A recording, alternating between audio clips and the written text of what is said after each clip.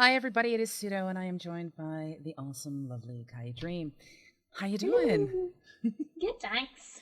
It's Well, ladies' night. it is ladies' night. Unfortunately, Mispa is incredibly busy. Gazi is off killing people as she was due. And basically, what you are stuck with is the lovely ladies of Cosmotronic, all about WildStar. We are having a very special episode today. We're not just going to give you guys a little bit of news, but we're going to be answering the questions that you all have. So do keep in mind, we want your questions. We have quite a few, but bring them anyway because who knows what might happen. Before we begin, though, Kai, I really love your T-shirt. Yeah, I love your t-shirt as well. I I mean, think I've seen it before. where have I seen your shirt before? Yes, for those of you who are wondering, both Kai and I have decided to be, as ladies are, dressed similar, and we have these I awesome. don't know why it's making me laugh. I don't know either. These Oh are shirts God. that we got through Loot Crate this particular month. So yes, yay! But yes, so you have had yourself a very busy week, my dear, when it comes to WildStar. Yes.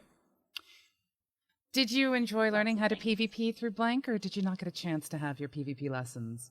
No, I didn't get a chance. I'll definitely have to organize that for the future. But I was too ill, unfortunately. But I did watch it, and he basically one of the things he did was to give out a beta key. He said everyone had to draw me or like tweet me a picture saying "Get well, Kai," and I had to pick my favorite one. So that was cute. So yeah, that was nice.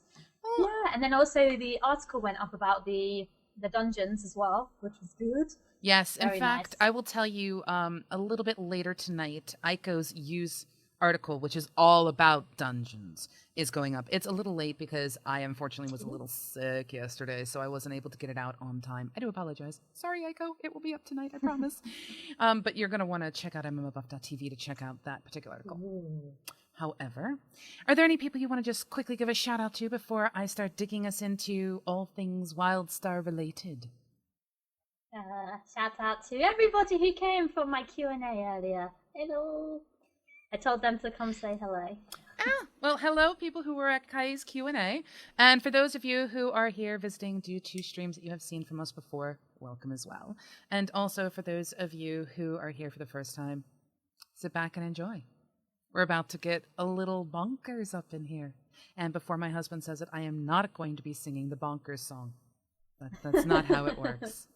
But yes, okay. So, couple of things that we just want to make certain people are aware of. For those of you who follow WildStar pretty much as if it was your own religion, there are an awful lot of bits and pieces of information that has come out this week. For example, the UI version 2.0 has come out.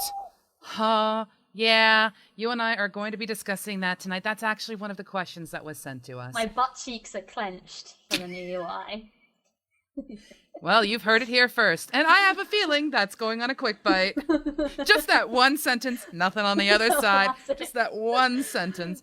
But yes, if I could get my husband to put the link for the WildStar UI 2.0 from the document into the chat, that'll be awesome.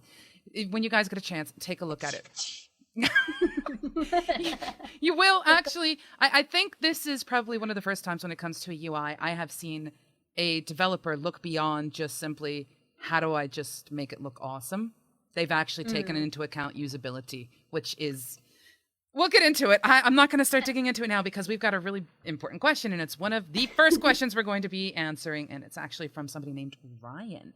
But before I continue, for those of you who are interested in adventures, because adventures were announced last week, and all of us kind of went, choose your own adventure?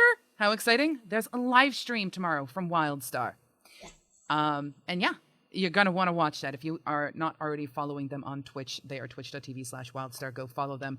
You are probably going to watch it. I'm going to enjoy watching them work together to try to combat and do one of the adventures that they've designed, because they actually have the adventures design team coming on to try to tackle it. It'd be so funny if they fail. oh, come on! If they do it right, it should be a challenge no matter what. So I would appreciate seeing the occasional maybe we shouldn't have done that kind of moments, you know.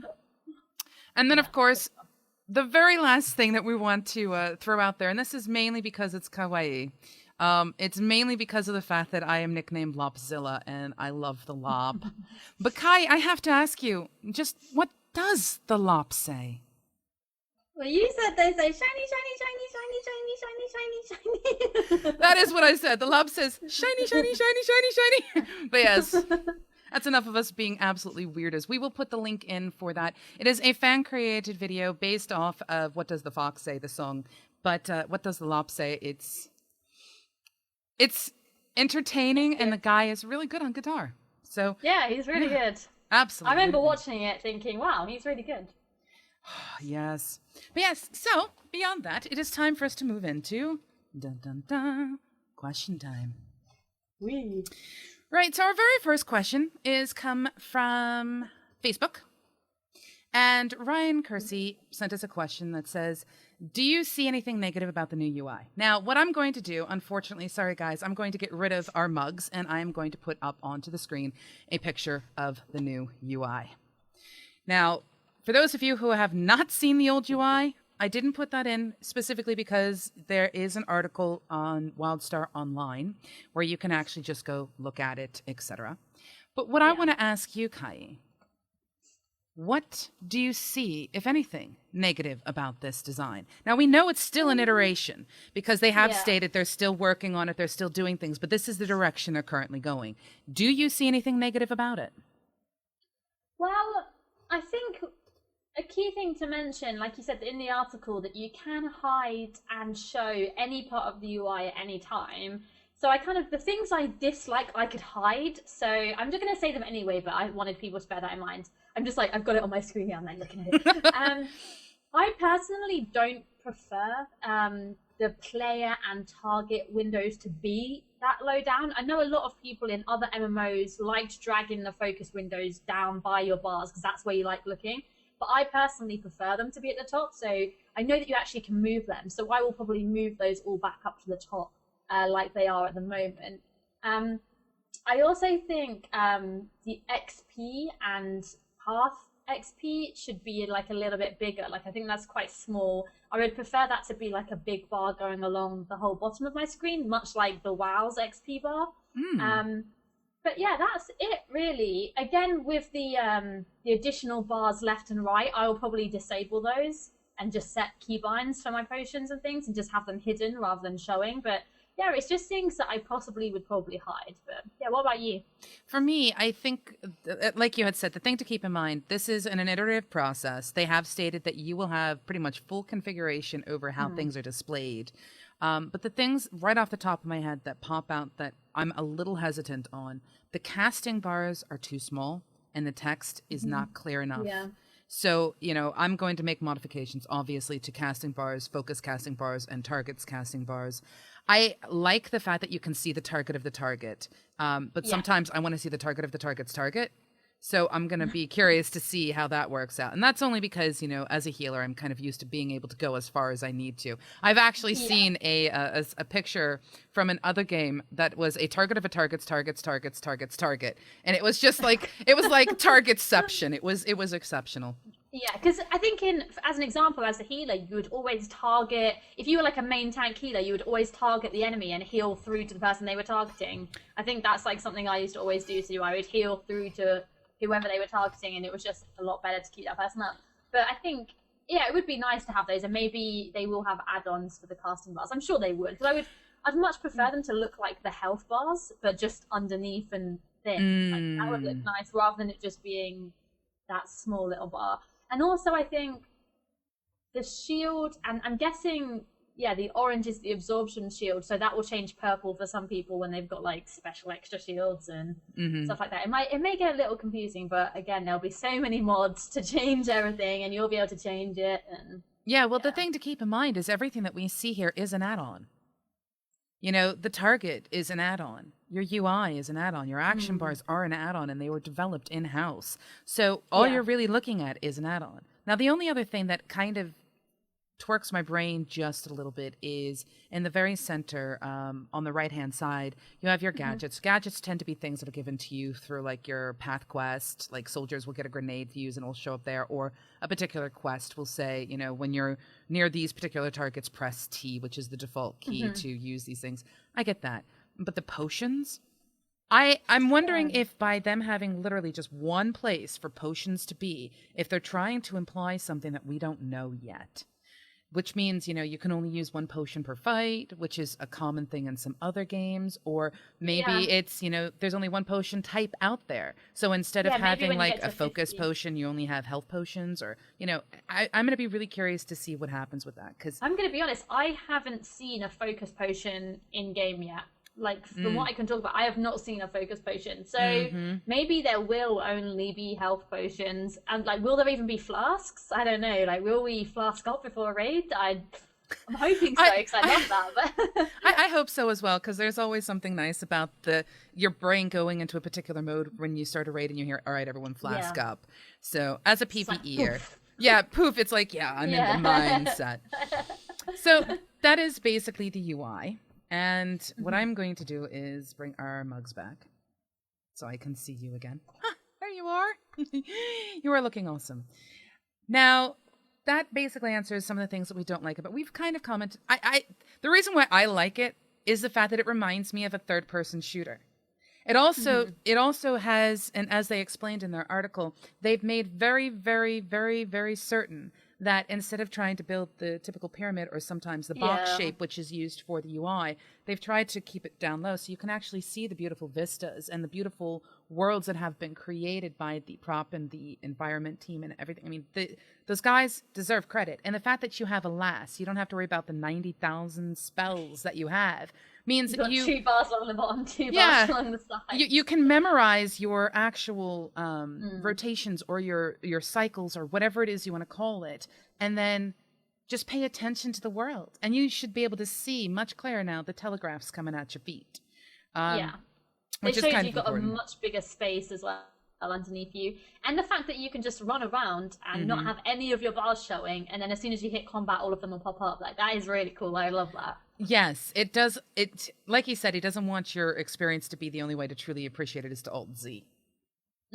And I am right there with that. So yes, that answers the question that we have regarding the UIs. Now, Harsey has sent in a question for you. And he wants to know, how much is WildStar item dependent? Less gear, more skill, or vice versa?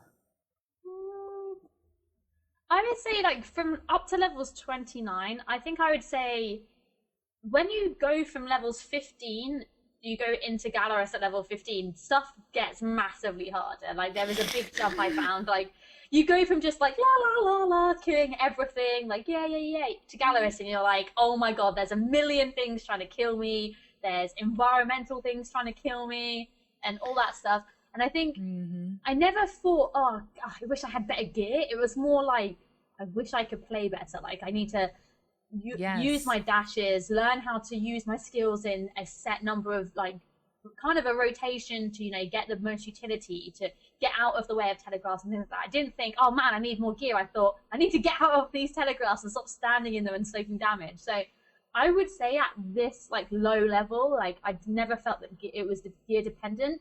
But again, we don't know.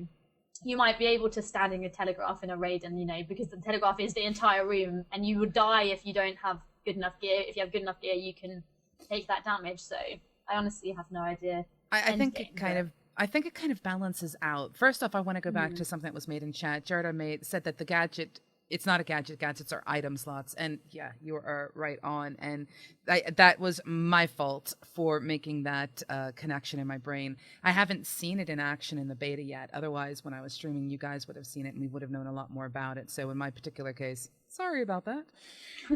But in response to that particular question, I found throughout all of my playtime, I sit there and I wonder, you know, am I gearing right? Am I gearing well? But I'd say 80% of the time, I'm sitting there going, I should have dodged out of that.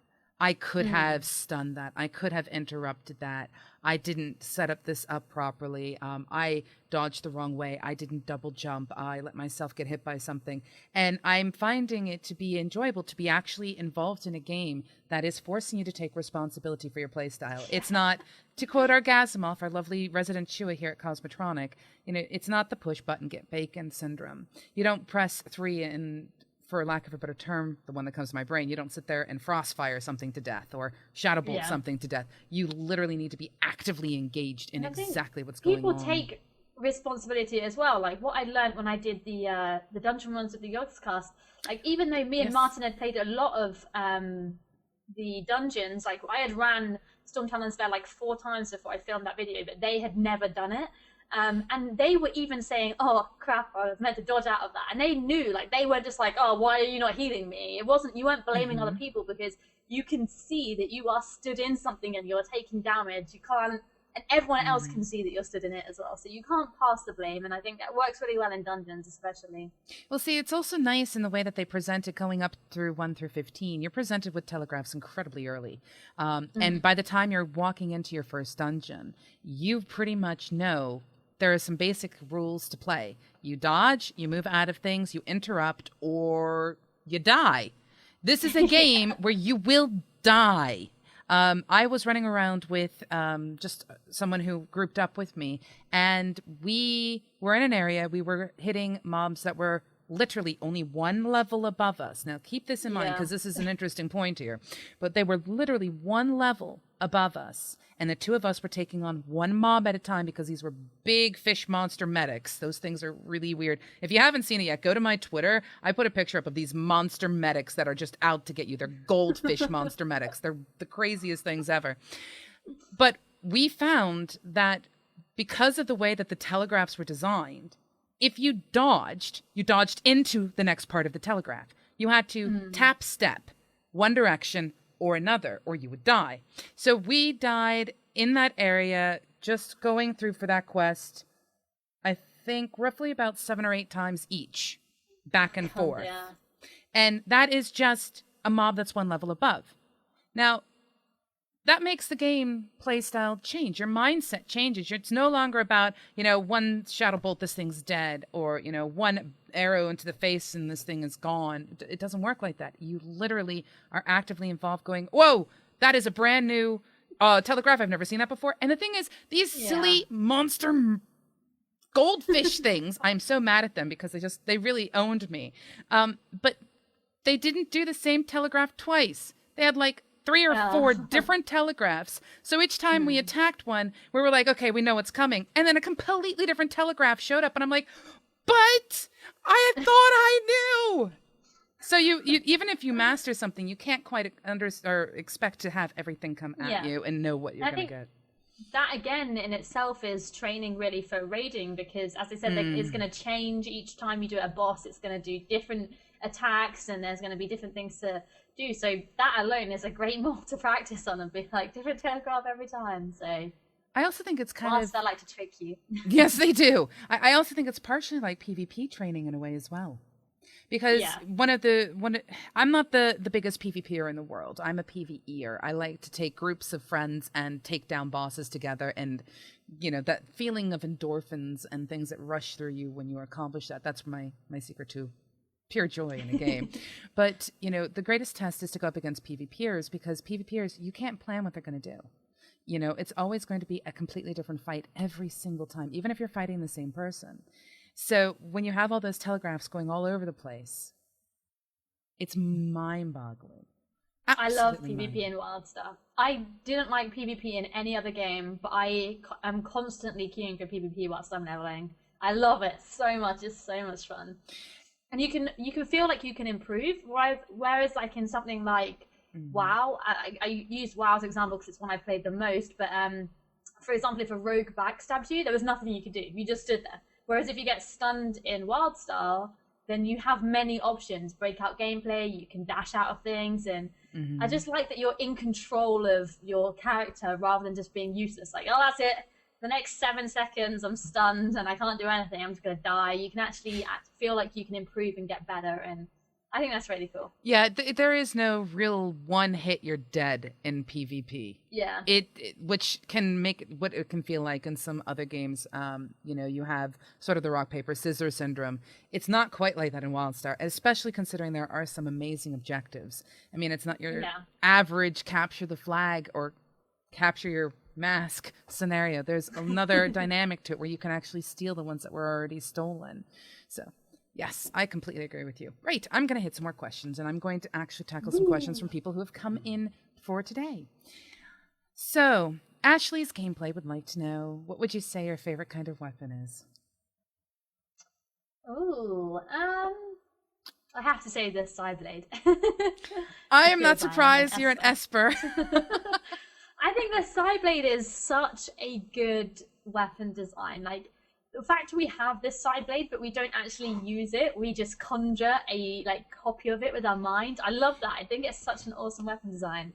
Well, some people have actually said that they really wish that the Psyblade was more useful, or they've made a size change on the Psyblade. I mean, it used to be really big, and then it's kind of tiny. So if you have hair down your character's back, you can't see it. I'm sure they're still gonna make some modifications to that. For me, I'd have to say that my favorite weapon is whatever the engineer decides to carry, because it sometimes looks a little bit like a flamethrower. Sometimes looks like a little cannon. Sometimes a mini grenade launcher, and it just looks epic, especially if you are tiny with a giant gun.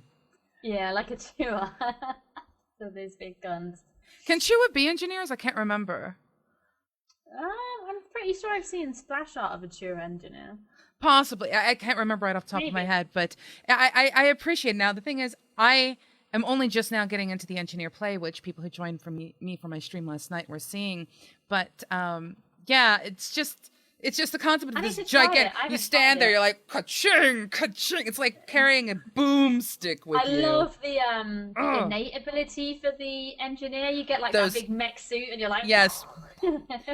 When I activated that for the first time, I was all like, oh, I'm taking care of these mutated Dominion, because I was playing the Dominion side at the time. Hey, I was asked to play it so people could see the lore.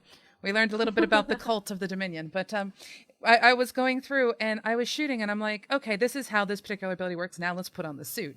Ka-ching! It was like, whoa! You learn early on. You want your innate active as often as you possibly can, which I think is awesome. But yes. So our favorite weapons: the engineer ka-ching boomstick and the Psyblade. Yes. DJ Lethality has sent us the question: what would you like to see in WildStar by the release? For example, unlockables or upgrades per level. Something that isn't in now by release. I definitely want fishing. I know that's said that they're going to do that after, but if they surprised me and was just like, yeah, fishing's in for launch, I'd be like, ah! It'd be amazing. You don't like to fish, also, do you? Yeah, in game I like fishing, especially when I'm just it's 3 a.m. I can't sleep. I'm on TeamSpeak talking to my guild, and I'm just or it's a guild meeting, and I'm just fish, fish, fish, fish. Also, I want mini pets. I really want mini pets, and I want the mini pets. This is something I'm going to steal the idea. My friend Dis, he actually came up with this idea, but he would love it if your mini pets that you collect that you're not using, that are not running around you, stayed in your garden in your house, so they just ran around, so you have a mini pet farm. So if you had 100 mini pets that you collected, they would just be bouncing around your garden, so when people visited, they would just be able to see your collection. I could just see the server load. Especially for those of us who collect them. That's the thing. I would love to see a bunch of mini pets, but I don't want to just see mini pets. I want to see customizable mini pets. I'd love to be able to, ramen bowl on your mini pet. A ramen bowl. No, I don't necessarily want a ramen bowl on my mini pet. But the cat designs that they had, the little mini panthers and things like that. There is a quest that you can do. It's pre-29, so I can't talk about it. But there is a quest where you feed one and it just follows you around everywhere. Now, I love the fact that there's this tiny little kitty that would sit there and go. For those of you who've not watched the actual animations, it's amazing. But I'd love to have that cat, but then I'd love to be able to put a bow on its head. or like a skull around its neck, or like I love Mr. Dribbles, I think his name is. The little the like caterpillar type thing. What's he called? He's a lollylop. A lollylop. Yeah. He's a lollylop. The people who, for those of you who've watched Cosmotronic for a while, you'll know the story of me saying that the lollylop are actually the Elden in disguise. I think that's the hidden lore. I remember that. I want one of those with a bow on its head. Well, see, I want one of those, but then I'd like to want to give it like jetpacks so that it could like hover near me or something like that, you know. But yes, I want to have customized pets. Maybe be able to dye its skin or something. I don't know. Give it a bouffant hairdo, or I don't know. I just would love to see a little customization to the pets. But yeah, I agree with you. For me, the thing that I would really, really like to see when it comes to WildStar pre-released is I would actually like to see events set up by the community for launch and post-launch. Per server, you know, get together with your server groups together, you know. I don't know how they're planning on doing the server releases or how they're planning on doing the actual game release. We don't know this. I hope we know about servers before, because it'd be nice if, like, because they said they're thinking about open beta like a month before. I think they've mentioned it, about a month before launch. It'd be cool if those servers in the beta were the ones that carried on, so we could be like, we're going to be on this server, and then get all of our friends guilds to be on that server as well, and, you know, we can be like, right, let's race to this level and have a dance party when we get to White Veil, and, like, you know, it'd be awesome. That's the thing. I think the concept of how they do it, I hope they do it right, and I hope they do it well. That is a discussion that we'll be bringing up as soon as they release that information on how they want to do the actual, you know, open beta. Are they going to wipe characters? You know, are they going to let guilds form up and pick servers ahead of time? I mean, how are they planning on actually implementing release? And when that comes out, that's going to be a huge discussion. I'd also love to know if they're planning on having people reserve their names in advance. Like, with a pre-order, that would be amazing. Especially for someone like me, and now you, and all of the streamers and community people out there. It's not... yeah, but imagine if the entire of Enigma gets onto a server, and that's it. You log in, Pseudo's taken. Simply Pseudo's taken. And you're going to be like, what the hell? Like, that can't be me now. That can't be me. That's, how dare you prevent Kaeyi from being Kaeyi. However, you can't complain, and I'm not allowed to say why yet. We'll get there someday. See? I'm watching you. Okay, so PXA, or PX Adams, has a couple of questions. So I'm going to just pick one for now so that we can move on. And the question I'm going to pick is, do you think it is important to have a person from each path in a group for an adventure or a dungeon? I don't know about adventures. I did see in the video, you can pick stuff for paths, can't you? So, yeah. I think it would benefit you definitely then. I would very, very, very much so want to have like one of everything in my group with me when it comes to path. I don't mind duplicates because, you know, all you're going to do is help each other out anyway, you know. Yeah. But I think in some respects, the paths more so than the dungeons, or not, or the adventures more so than the dungeons are going to be more path oriented. Don't really have anything to do with paths in them. Well, they kind of do. I mean, you can do scientific stuff to learn about some things in some dungeons. Yeah, you might have a settler put down like a vendor bot so that you can repair. That would be useful. Campfire. Yeah, campfire. Stuff like that, but that's more kind of like, you know, ease of playing type things. It's not necessary. Whereas definitely an adventure, you can pick certain paths depending on what paths you have there. So. Yes.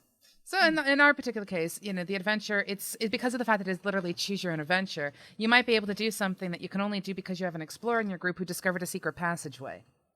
Yeah. You know, so that, in my opinion, means that adventures are going to be much more important for paths than anything else. I'm picking my friends, my leveling group, based on what path people want to be. I just want to have all of them at all times. Yeah. Hire a settler, an explorer. Yeah. Right. Let's see. What path do you like, by the way? My question. What path's your favorite? My favorite. Okay. Now, see, I have to say there's a favorite for myself and there's a favorite for others. Now, I say this because I am Pappylicious. I bow to you. I am a lore girl. I am. And I am a role player as well, for those who are like, oh my gosh, what's up with that? She role plays with me all the time. Yes, I do. But as it stands, scientist is going to be the path that I go, period. Because I want to know all of the things. I want to know the reason for everything that is going on. And I want to find all those data cubes so I can start picking into the brains of what the heck the Elden were thinking. So far, I'm at the point where I'm like, I think they were all mad on some kind of psychotropic medication, probably a lollipop. Hint, hint. Elden are lollipops. How funny would it be if the end raid boss was just this giant lollipop morphed into an Elden? Oh gosh, that would be absolutely hysterical. But for me, I want to be the scientist. However, the people who I have the greatest amount of respect for are the settlers. That's me. The way I look at it, the warriors, the soldiers, I'm gonna grab you and we're gonna go kill stuff. Like millions of vegetables as they spawn and try to attack us, which is one of the funniest things. If you have not seen it, it is a highlight on WildStar Central's Twitch about being attacked by millions of vegetables in one of the soldier holdouts. I was running around and I found that. I'm like, hey, a soldier holdout. And the person who I was running with was a soldier. And I'm like, okay, I'll just turn it on. And all of a sudden we're like, oh my God, what the heck? There was like 90 million of them. It was crazy. And that was just with 2 of us there. But I'm going to grab my soldiers and I'm going to go like kill things. I am going to get together with my explorers so that I can find the stuff that as a scientist I couldn't find anywhere else. But the settlers, when I'm running around and I happen to pass by a settler station and nobody's standing there, but a settler set up a buff that I can just grab as I'm making my way to the next area.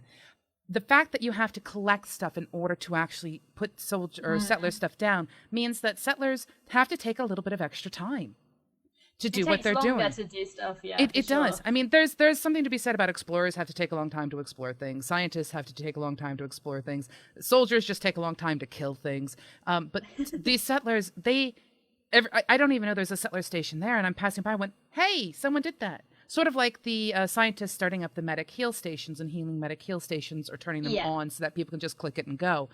The settlers who do that, I literally worship the ground settlers walk on because they add something to the game beyond just simply. I couldn't do it myself because I feel I'd lose in the war. But yes, people whisper me like, "Thanks for the buffs," and I'm like, "It's okay." Power to the community. But that's the thing. Yeah, to the team. Yeah, that's. But I think it is rewarding as well. I mean, even if you take it in the most selfish way, like whilst questing solo, I've always got buffs I can put up, and all I've got to do is run around for a few minutes to get to gather some things, and I've got endless buffs and taxis to places and stuff like that. So there is like a selfish thing to it as well, but definitely you're definitely whilst questing want at least one settler in your group. So yes, yeah, good. And also Bedstone, Kaeyi and I are both sending you hearts from the T-shirt club because we're all wearing the same T-shirts. But yes, okay. So moving on to another question. Purple Sphinx would like to know, I'm not sure if you can talk about it, as I'm not sure of the leveling on this, but what's the mentor system like in WildStar? There are 2 different things to keep in mind with how your level can be adjusted in WildStar. There's rallying, and then there's mentoring. So, for me, when I did my Storm Talon's Lair run, and that's up on YouTube through Pseudo Surplus, and that's also a highlight here on this particular channel. When I went through and I did it, I pointed out that I was a level 22 at the time, but I was rallied down to 20 for the dungeon, which means to me that the dungeon's being set so that when you walk in, you're a specific level. They can tune it to exceptional challenge levels because it's not like you're walking in there and you're 4 levels above. Because like I had said, I was going up against something 1 level above me and it was handing me my Watushi. My Watushi was like seriously like handed to me. And I just remember going, I need to get better. But by doing that within the dungeon, it actually ensures that when they do tuning, it is consistent, which I love. Yeah, it means they can fine tune it to that one specific level rather than I mean, obviously, if you are higher level being rallied down, you've got your skills, you've got your gear, but, you know, your amount of health you have and things like that are going to be rallied down. So you're still going to be a little bit more powerful than if you were legit a level 20, but not too much that it's going to be like, you know, game breaking for everyone else in your party. Yes, and I don't know necessarily if you have the ability to quote unquote unrally. I'm not certain, because one of the things that I used to love to do is I used to love to go into a dungeon and bring a friend of mine who was leveling their 19,000th alt. In this particular case, I probably just grab Kai and go, all right, let's go see if we can't get you stuff, and take my huge level character in and be like, pow, pow. I love doing that solo runs as well. I just want to be careful that, you know, it doesn't become a trivial affair if that happens to be the case. Although, you know? How would you interrupt a boss's abilities just with one person? I don't think you would be able to. I know. Doesn't mean that I can't help clear out the trash, though. But I can walk in there and be with a big baddie who's helping to take things down and bring a group of 4 with me. Help out the little tykes, you know? I'll help you guys level their prives. But that's rallying. So, have you experienced mentoring, Kai? No, I don't think so. I mean, I've specifically been playing with people that are at my level. I've not had to mentor to anybody or anyone mentor to me, so...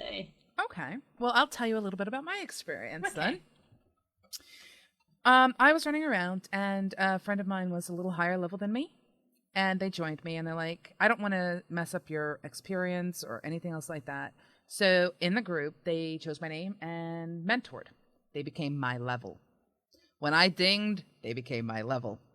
I shouldn't say ding, it's wow, wow, wow, level up.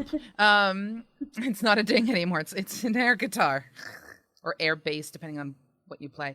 But they mentored down to me, which allowed them to enjoy the challenge.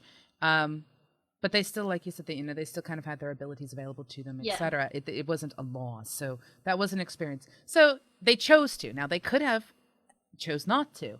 So the choice was there. Whereas in Dungeons, it seems kind of, you will be this level.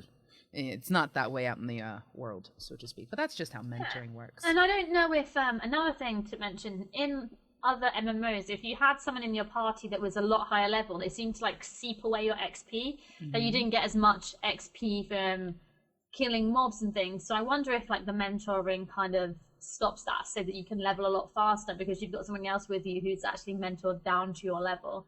But I'm not sure how WildStar's stance on, playing with people much higher level. So, well, that's the thing. I think they're still balancing out how they're distributing experience in groups, because from week to week we see modifications of you're running around in a group during a group quest, and someone will have 62% complete and someone will have 23% complete, even though you guys are killing the same mobs. I think they're still tweaking that. So we're going to have to wait and see what they want for the end result. But that's a big part of why they're having these gigantic beta weekends and things like that.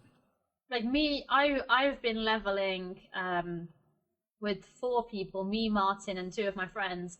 And I will complete the quest, and some of them will still be on 40%. But we've been with each other the entire time. And I'm like, how is this happening? Like, what? So yeah, there's still some things that definitely need tweaking to, help groups. Just a little bit. And that's okay. I mean, this is not a finished game. They're using the data and the metrics of all the people who are testing, who are grouping together, who are doing content, etc., to help build a rich and balanced game. Even though if you've watched one of our Monday shows, you know that true balance comes from imbalance. But yes. More questions. Da,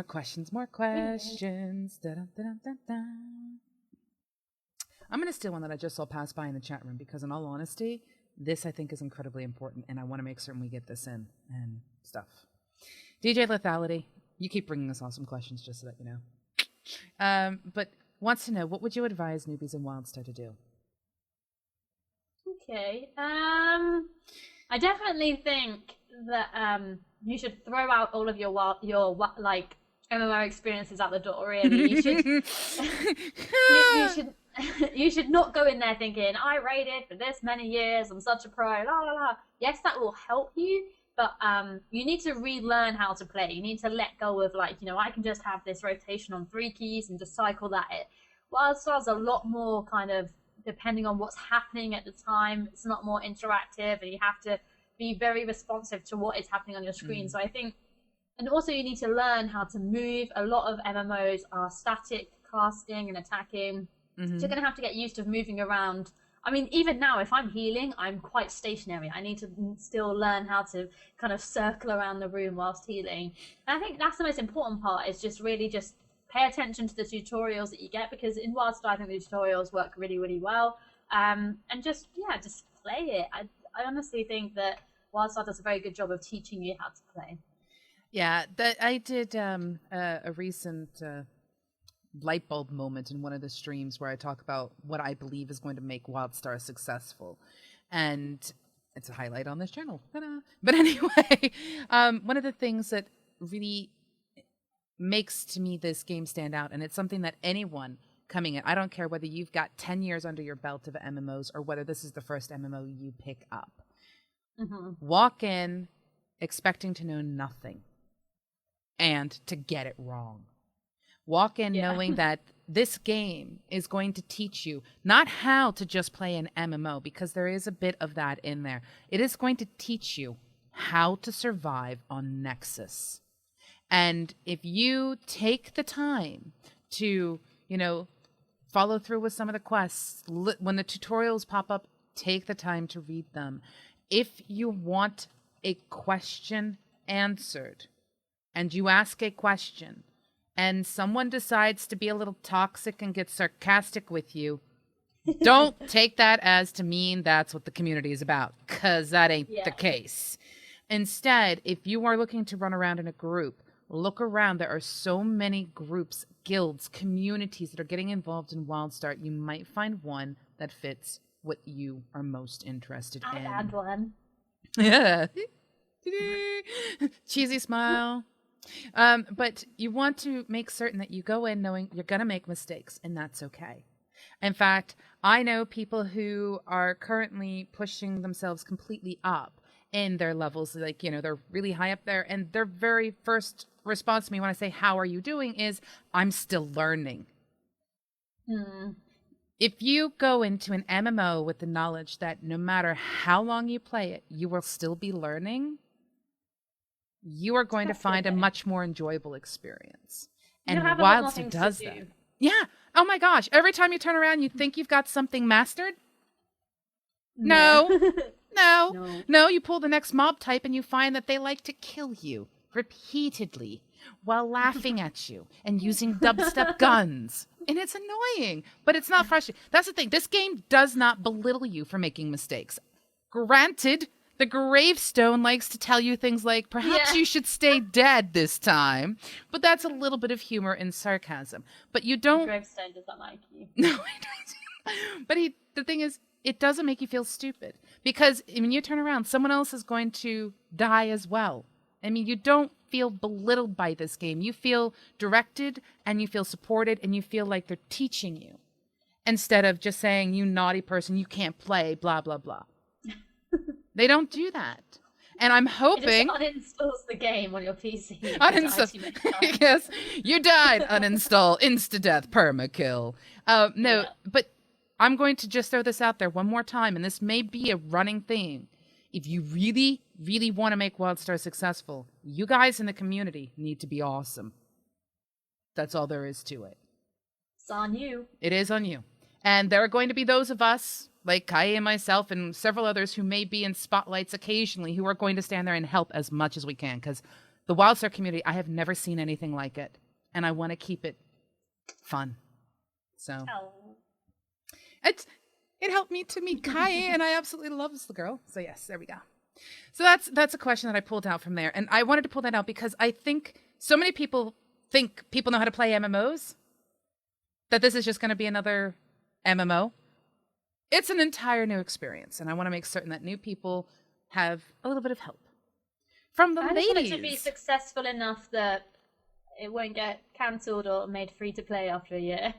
I want it to stay the sub model that it is, and I want a constant. I mean, they're looking at like regular updates, and I want that. And I want, what was it, 4 to 6 weeks updates that they were looking at? Yeah, something like that. Ooh, and then I'm hoping that they bring out big expansions, and I really want them to be that success. I really want them to have the success that WoW has had.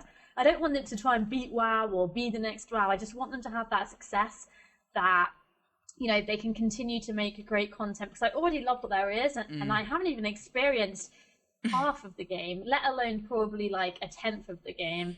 So yeah, that's what I'm hoping. I hear you. Yes. And that's the thing, the only way to make that actually occur is for people to accept that this is not your grandfather's MMO. This is not your mother's MMO, your father's MMO. This is not your brother's MMO. This is something new, and treat it as such.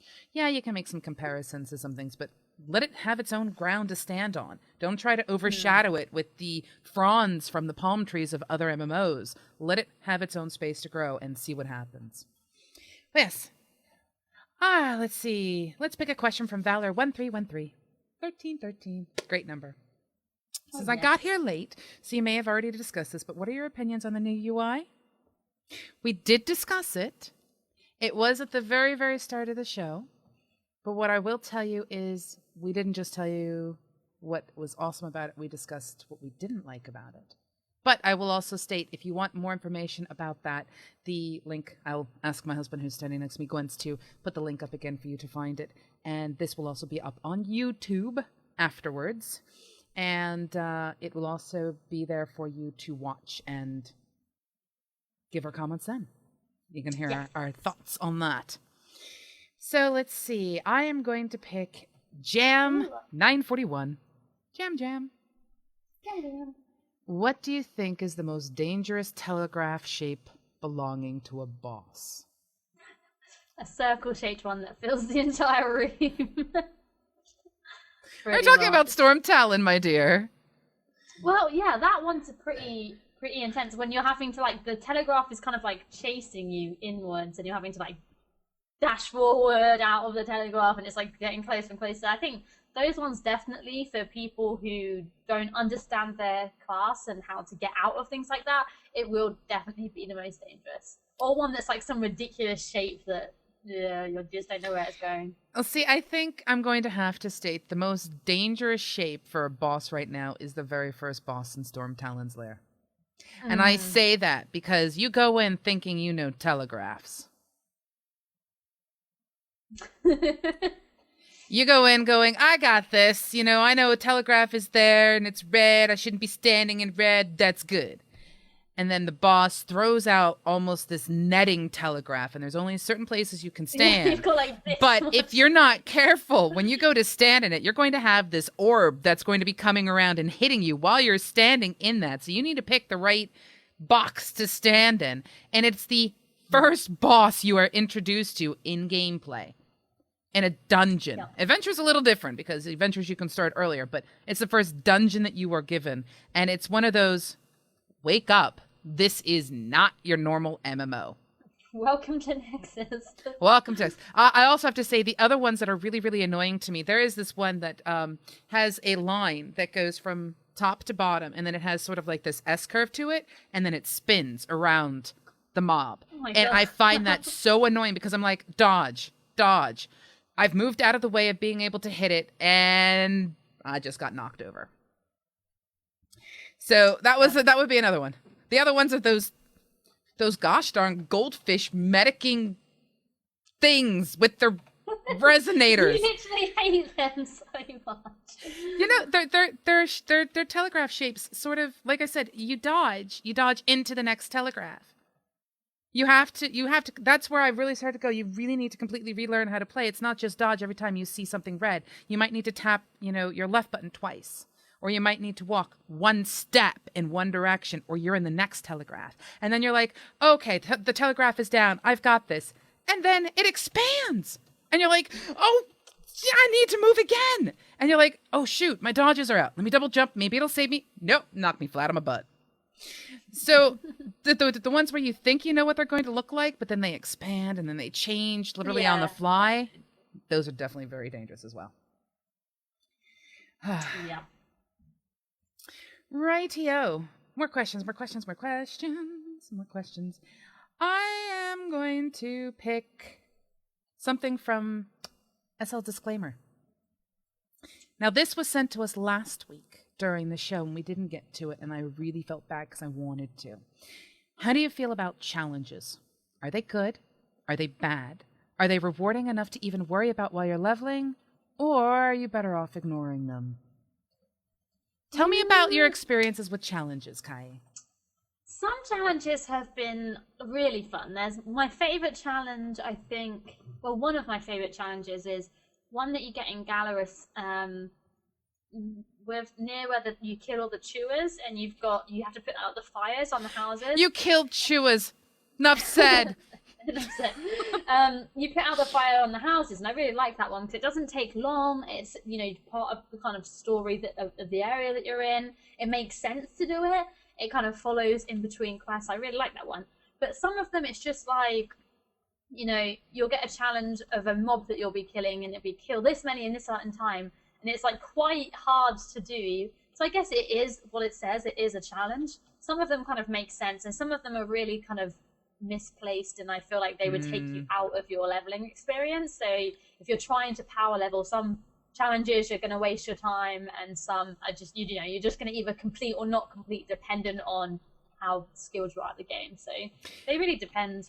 Well, see, I look at it from a different perspective than that. For those who watched the stream that I did last week, I went in and I was in an area and I was killing squirks. Squirks are these kind of like brain-sucking zombie squid-type creatures. And I was supposed to collect one for a quest, and I got frustrated because it kept mind controlling me, which would disorient me and make it very difficult for me to move. Because anyone who has ever gotten disoriented while playing in WildStar will tell you it is one of the most frustrating things in the world because you don't know what is what. But anyway, so I got frustrated with it, and I'm like, screw this. I'm just going to shoot it, just thinking it was just a regular mob, and it started a challenge. So my frustration created a challenge for me that they had already built into the game, which I thought was brilliant. Now, I also find that sometimes I'll be in an area, and when you start out doing challenges, there is no bronze, silver, and gold. It's just challenge. Can you get to this particular place in this particular amount of time? Can you kill this many mobs? Can you collect this many fruit? Can you pet this many dogs? I mean, it's really a matter of just something quick, simple to teach you about them. When you start to get into the higher levels and you start getting the bronzes, the silvers, and the golds, I can guarantee you will never get gold unless you're in a group.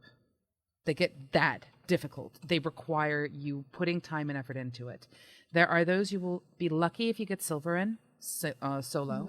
There are going to be those where you'll be lucky if you get bronze because you don't know the pattern of a particular wisp that you're supposed to jump through, or you double jumped and you meant to single jump and it screwed up your timing. So there are certain challenges that you're going to look at and go, I'll come back to that another day. And then there are going to be certain challenges where you're like, oh, I'm already doing this, so I'm going to do it. And then there are going to be certain challenges where you're like, that's a challenge? Oh, hell yeah, let's do this. But the rewards that you get for your challenges, I am severely impressed by how they handle this. You create your challenge, and then depending upon whether you get your bronze, your silver, your gold, you have the ability to influence how the random number generator works to give you distributed loot. I've gotten bigger bags that way. I've gotten new pieces of gear that way. I've gotten new weapons that way. I've gotten materials for my crafting that way. And it's just another step of you're playing the game, you're doing something different, we're rewarding you for it. Yeah. What's the craziest thing you've won through that? I think it's not so much crazy, but I think I've gotten like really big gear upgrades from doing challenges where it's like unlikely and you click it anyway because you want it and you get it and you're like, oh my god, like I wouldn't have got this otherwise, and it was just completely random. So I really like the fact that you can like choose essentially what you want to get from it. So you can either say, oh, I just kind of want some extra food while I'm questing out, click that one, it's likely to get it and hopefully you get it. But then you do get, fab kits and bits of gear and bags and stuff like that. So yeah, I got an awesome item for my house. It was just this giant pole. Literally, it's like a flagpole or something like that. And I put it in my house and I got it wrong, so it was hanging off the wall. It was just really wrong. But you get amazing little things from that. Chocolate Charlotte had stated that they hadn't seen the blind CC yet.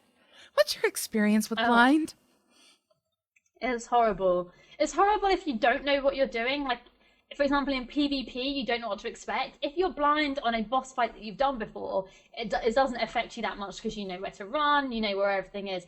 But you literally have, like, it's like this. You can only see this little line across your screen, and the rest it's all blurred out.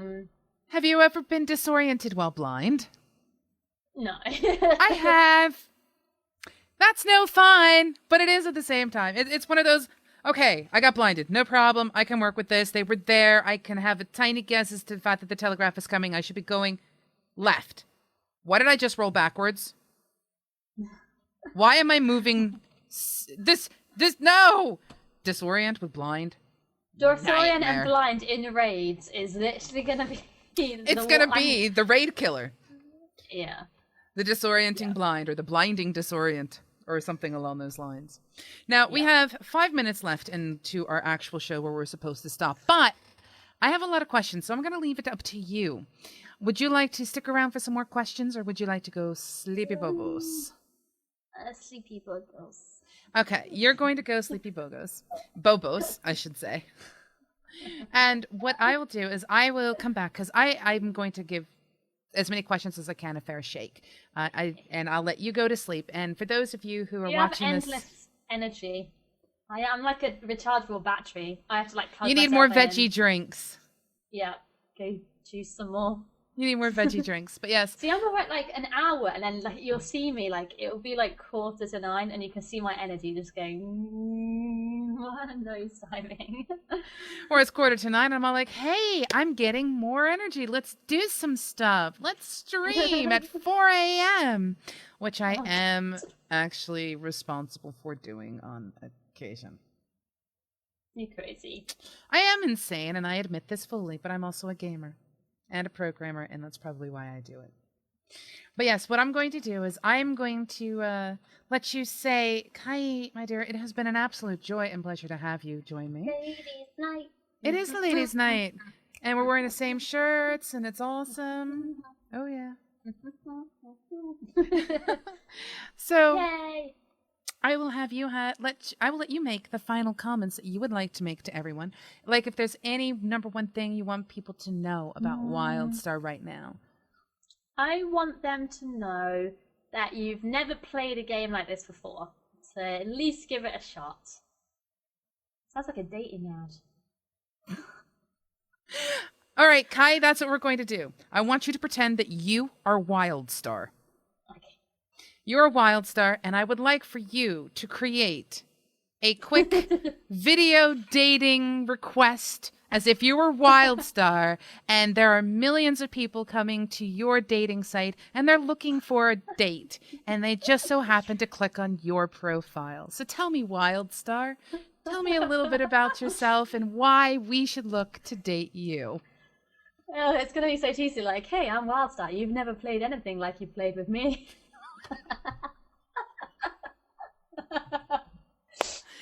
What do you bring to the table that others that I might date not?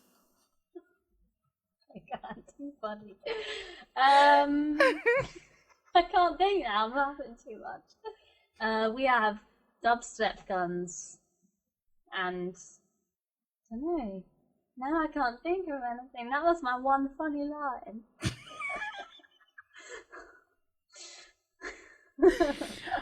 Right.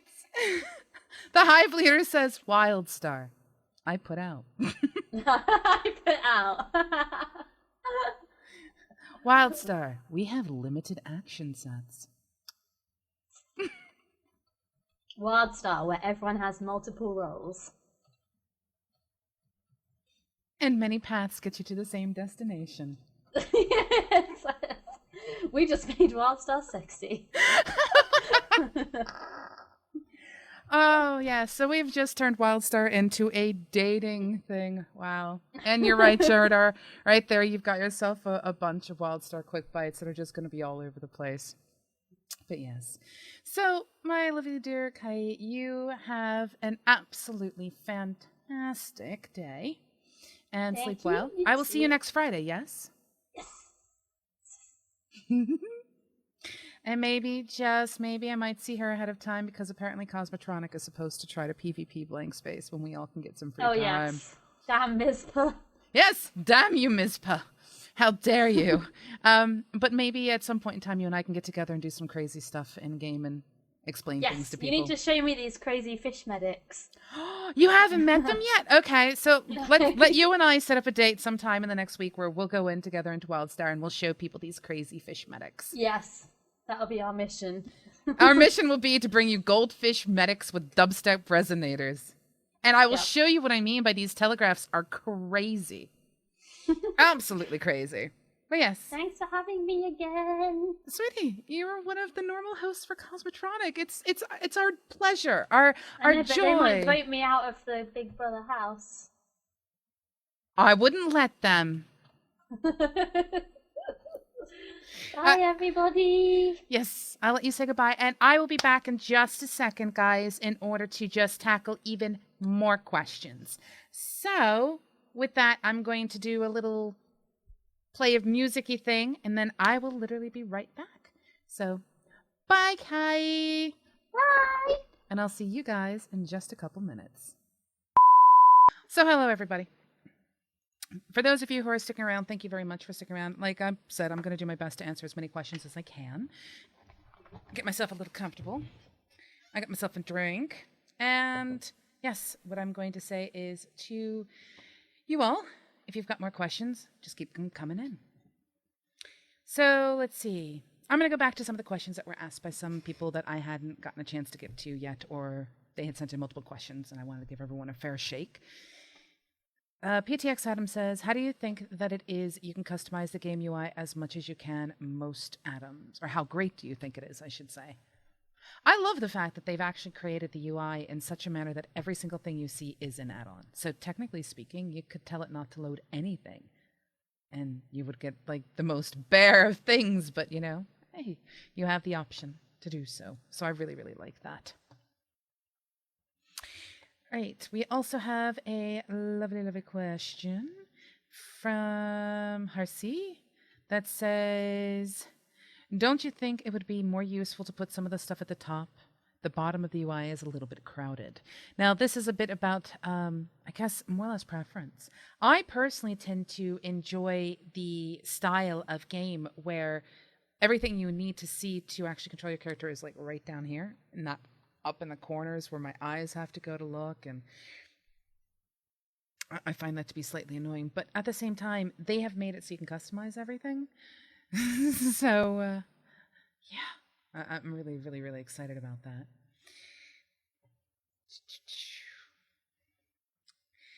Let's see. How well do you think the UI will scale with resolutions? I know some people with older computers might play in a lower resolution. I think that the design that is out there is more for widescreen than for people who do, say, more the box design of a 4x3. And there are some people out there that I know that are gamers who still use a 4x3 resolution instead of an actual 16:9. So, yeah, I think it's going to be interesting to see how it's going to do the scaling on those sides of things. Medic54 is all, I'm one of those people who likes to have everything floating. I think it comes down to personal choice, but I think because of the fact that they understand personal choice has become almost the norm in an MMO, the fact that they made their UI all add-ons shows that, because you can go in and mess around with their add-ons, which is amazing. So let's see. Another PTX Adams question. What are my thoughts on mount customization? I have 3 thoughts on it, and they're all conflicting. I had the thought of, that's just more work. What time do I have to dedicate to that if I'm going to be also be working on my house, also be working on raiding, also be working on leveling or farming or doing mats or doing trade skills? It's sort of one of those, just one more thing to do. So that's one train of thought. But then I'm all like, oh my God, customization. That means I could totally make this thing look awesome. I'm really excited about this. I actually have days where I don't really care about customization and days where I am wanting customization like the back of my hand. And if I don't have it, I feel left out. I actually will search games out that allow me a certain level of customization on those days. For example, like I would play The Sims or something like that. So I like the fact that it's there. The third one that I have sort of reflects the, will I ever get the chance to actually make stuff that I can put into the game to customize my stuff with? Because maybe I want to, put a tabard on my panther cat pet or my panther mount or something. I don't know. And I want to make it a design that I created. So I don't think they're ever really going to put user-generated content into game. That has not been something that's really been focused on or discussed, and I don't blame them because that just brings a whole other nightmare design implications with it. But that's a third thought that I have. And they all kind of work together, but they kind of also can be polar opposites depending on my mood. So how far did I get with my engineer, Harsey would like to say. Let's see. My engineer got to level 1.4. For those of you who joined me last night, thank you very much, by the way. I started an engineer, a Makari engineer on the Dominion side because we had someone who had joined us who was really curious about the Dominion lore because all the streams they'd seen, people had already passed the starting zone for the Dominion. She hadn't had a chance to see it. So Goddess, if you happen to be out there, hi. But we went through, and because of the fact that the service had gone down for a patch, we started talking about a whole bunch of stuff. And the conversation went from all this about WildStar to a conversation about how do you play games securely? How do you ensure that you are protected to the best of your ability? How do you know when to trust a company? How do you not know when to trust a company? And it started going off down there, and we all just stood there, and we got into this huge discussion about everything from, how do game servers protect people's passwords to how does, a system handle being DDoS attacked, etc. So the conversation kind of went from, woo, WildStar to security, brought to you by Pseudo and Hamster, because Hamster had also joined me to talk about things. And based on that, actually, I am looking at, by the way, hi Goddess, I was just talking about you. I am bringing in another show into MMO Buff, and that's something for discussion later, because I need to format it and decide if I'm going to do it every 2 weeks or once a month. But yes. So my engineer is 1.4, roughly about level 1 4/4. Or not 4/4. 4/4 equals 1. See, my math skills. I do have them. They're just not the best in the world. Okay, let's see. Remember, guys, if you have questions, put a Q and a colon so that they pop up on the screen of my moderator who's sitting next to me. And that way I don't miss them because I want to make certain I tackle as many questions that you guys have as possible. Okay, we've discussed advice for new people playing WildStar.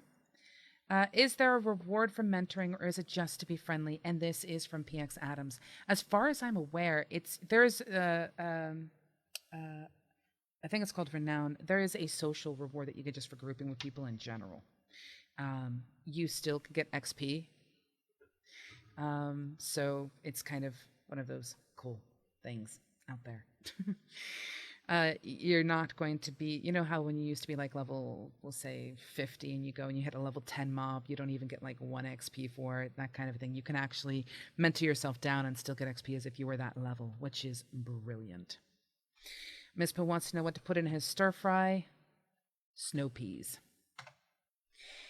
Taz Lull would like to know what language I use mostly for coding. It depends on what I am producing.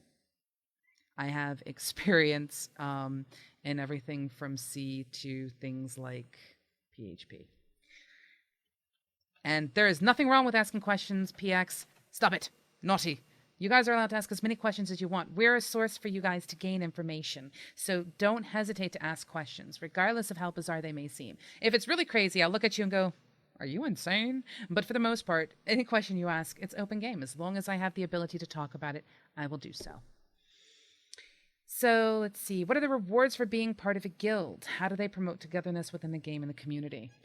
Oh, wow. There is an awful lot that is done. And what I'm going to do is I'm going to kind of keep my mouth shut, and I'm actually going to redirect you to an article that was written by Aiko for us on MMOBuff.TV. In fact, I'm going to take a quick moment, and I'm going to go get that article for you. MMOBuff.TV. He writes a series for us called Use, and it is all about WildStar. And one of the things that he wrote about was rewards. Copy link. There we go. That is the one that goes into detail about the different types of rewards that you can get for like grouping, being in guilds, etc. I would state personally that there is a much bigger reward beyond what the game can give you for grouping together and going out and tackling big boss mobs or tackling war plots together, etc. But one of the biggest things, benefits, everything of being in a guild or a community is the chance to meet new people, be involved in social interactions, have goals together, work together, do things together. To me, the social side is so much more important than like anything else. I just like the fact that WildStar accepts the fact that social is so important that they reward you for it. And Aiko's article goes into that. So definitely check that one out. So let's see. DJ Lethality. Every time I see your name, Lethality, I just want to go like I'm actually a DJ and I'm so not. So that was probably one of the worst things that I have ever done. Hey, Sheriffin. Hearts. Let's see. DJ Lethality says, would you advise the newbies to go straight through the game or to stop at certain points and levels? I would personally advise somebody who is brand new to WildStar, who is brand new to gaming of this type, to literally just take your time. Don't just click accept on every single quest. Because I'm going to tell you right now, if you do that, you're not going to realize what you're supposed to be doing for the quest, and then you're going to get frustrated with those squirks, because those squirks were supposed to, you were supposed to capture them. They weren't supposed to sit on your head, and no matter how many times you pressed F, all they did was just drive you insane and make you go and become disoriented, and you were wandering around trying to figure out what you were supposed to do. Read the quest, because otherwise, you will not make good choices. And for those of you who hear the cat in the background, I do apologize. Java, my cat, named after the programming language, might I add, is loud. He wants to go outside, which I may ask politely of Gwyn's to open the back door to let the cat out. But yes. What is the weakest point in the game right now? I would have to state, and this is from Harsey, the weakest point in the game right now tends to be the fact that they haven't, let's see, this is, how do I phrase this? They haven't got the balance just right. Now, when I say that, I don't just mean the balance between the classes. I don't mean the balance between the mobs versus the characters. I don't mean the dungeon balance. I just mean balance in general. They're fluctuating frequently with how they want to do the classes, and classes are usually the very last thing that is taken care of before a game goes live. They're fluctuating with how the difficulty is for the dungeons. I mean, they're balancing out everything, and right now, it's not quite where it needs to be. And it's going to take some time. And it wouldn't surprise me if even after launch, we see that typical, hey, the patch is coming out and X, Y, and Z is getting a nerf, or X, Y, and Z is getting a buff, or X, Y, and Z is being modified. It's a constant iterative process. And I get that. But, you know, like Kai and I were saying earlier today, running around in a group where you guys are killing the exact same mobs, and I finished the quest, and the person I'm with is only at 34% complete, even though we were shooting the same mobs. Not quite balanced yet.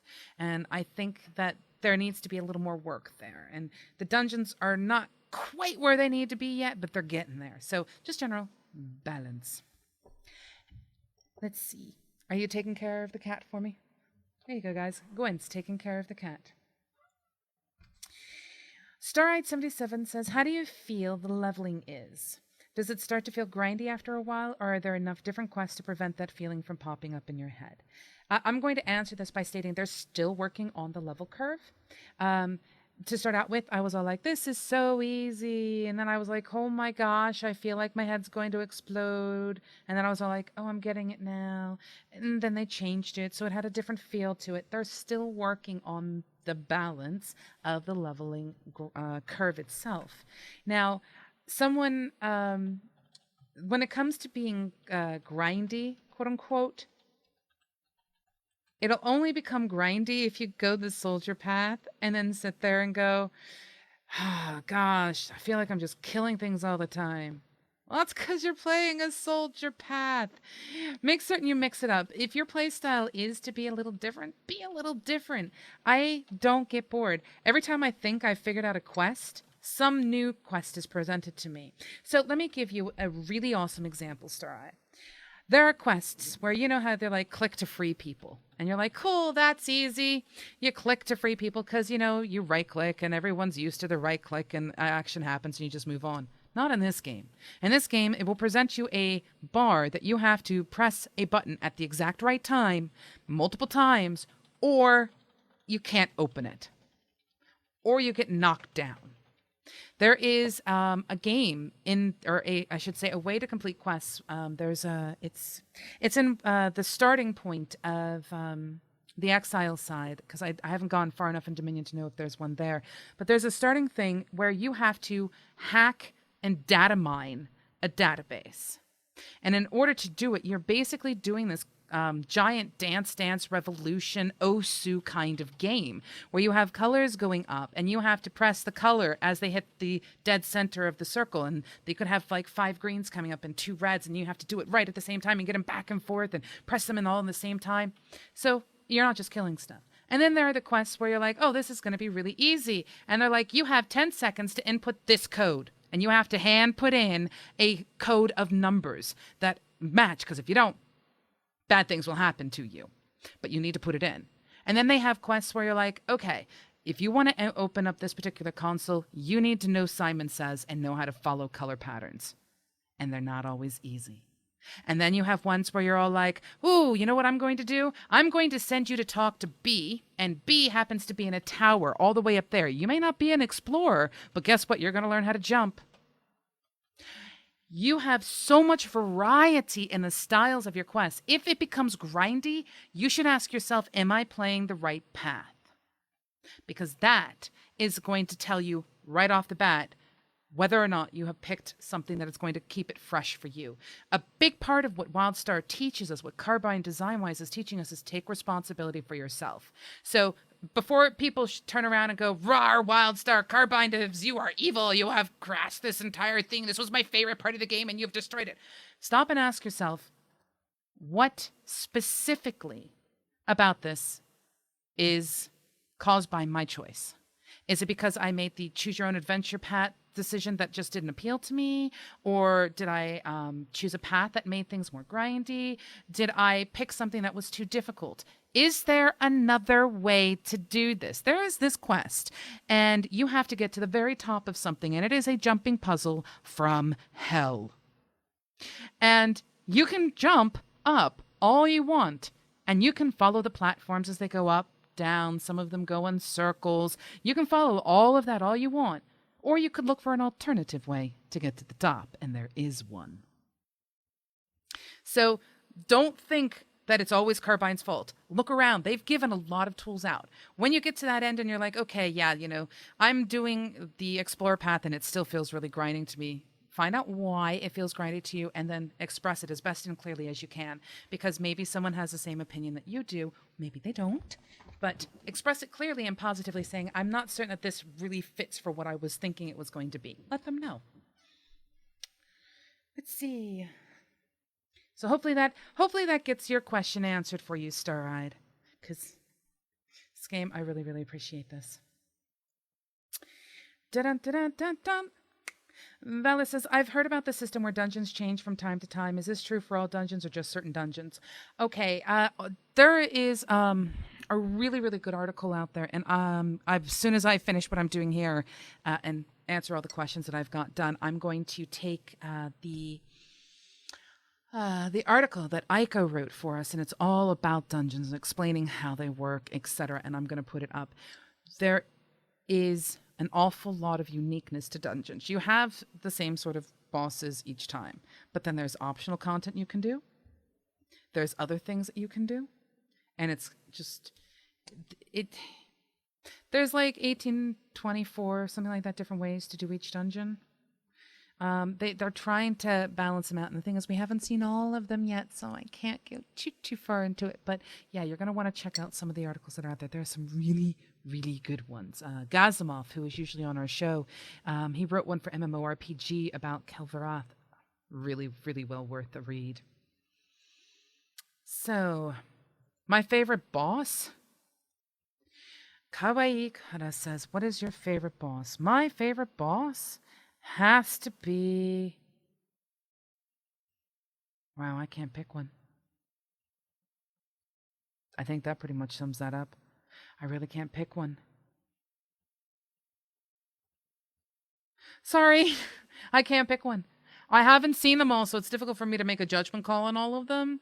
But if I were to say who is my favorite boss, it's probably have to say my husband. Ta-dum-tum, ching.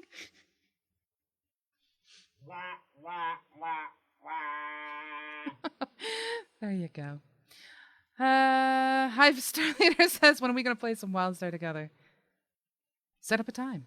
You and I can go play. Harsey says, are you planning to do an MMO buff event once the game is out? Yes. Mizpah is not my favorite boss. Sorry to say, Mizpah is definitely not my favorite boss, and yeah, he's probably watching going, yep, she's right. Yes. So did I miss any questions that came through? Because I think that's the end of my list. If I haven't tackled one of your questions, do let me know, sort of right now. So, and my husband is being mean to me.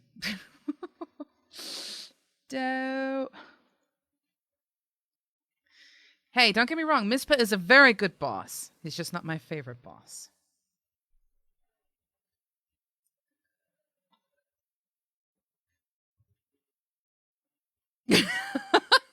The Hive Leader is currently trolling the Mizpah. But yes. Fax Machine wants to know, why am I so awesome? I'm not awesome. It is the people like you who are around asking the questions that are amazing and stuff that make me even appear awesome. It's you all who are awesome. You, Fax Machine, are the bomb diggity. Poor Mizpah's crying. Have I tried the Settler? Trouble Wolfie is asking. I have tried the Settler, and I'm going to tell you right now, amazingly fun, but not the path for me in game. DJ Lethality. I'm not going to beatbox. Let me put that down. I'm done with that joke, to quote the Hive Leader. Do you recommend a defensive or offensive path? That's just it. They've all got something special to them. They're neither defensive nor offensive. One of the things that I think Carbine nailed is no matter what path you take, you will get a taste of the other paths. So, for example, as a settler, as I'm going through my settler paths, one of my settler missions is to stand my ground and protect the scientists who are doing something, which means I'm basically doing a soldier's holdout mission. Another one of my paths is go collect stuff so that I can buff people with this medic station. Ta-da! That's basically your settler path. There's another quest that's all, if you want to get to this particular Datacron, you need to jump 15,000 times and do a little backflip, and then you need to dance the hokey pokey, and instead of putting your right foot in, you need to put your right elbow in. That's basically the Explorer missions, but it's a scientist mission. So they give you a bunch of flexibility. They don't just say, you must do this. They accept the fact that there's a little bit of variety, and they do mix it up, and I really appreciate that. Let's see. Have a good one, Hive Leader. Fax Machine says, do you think one faction will be more toxic than the other, and why? Yes. For those, Hive Leader, just put your link in. In fact, what I should do is add the Hive Leader. There. You should be able to add your own link in. Seriously, folks, if you have not seen Hive Leader's like WildStar stuff, you kind of should go see it. He is absolutely hysterical. Let's see. Oh yes, I will have this. I have this entire thing recorded, by the way, DJ Lethality, because it's what I do. But yes, so going back to the question at hand, do I think one faction is going to be more toxic than another, and why? As we had said in the previous Cosmotronic, it is the responsibility of yourself. You must take responsibility for yourself to prevent toxic communities. The sides themselves, some people will go, oh, the exile are going to be these weak individuals. Oh, the Dominion's always going to be toxic because, RAR, Dominion, yada, yada. Nah, it's not that. It's just take an example from Eve's playbook. You've got multiple corporations that work for multiple different species of individuals. And yet, when you get them all together, they're awesome. Sit them down for a cup of tea and, they'll talk to the person who just last week they smuggled from. It's the community itself that is either going to make or break both sides. I firmly believe that because of the fact that there is such a strong community in WildStar, and there are so many of us willing to fight to keep the community strong, willing to put our necks on the line so that other people can, attack us if they so wish, because we really want to make WildStar so amazing. But we have so many people who are constantly trying to keep WildStar this positive, enriching community that is full of people who have big hearts, but at the same time protected hearts.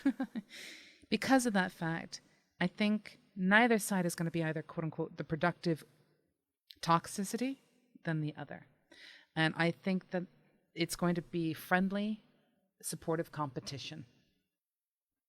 So that's my thoughtsy on that one. And there's the Hive Leader's comments.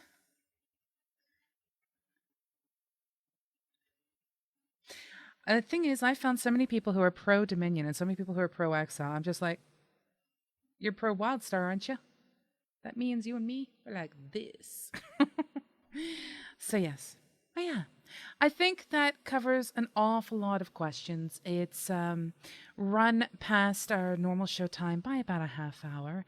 What I will do is I will keep everything in for the most part when I put it up on YouTube.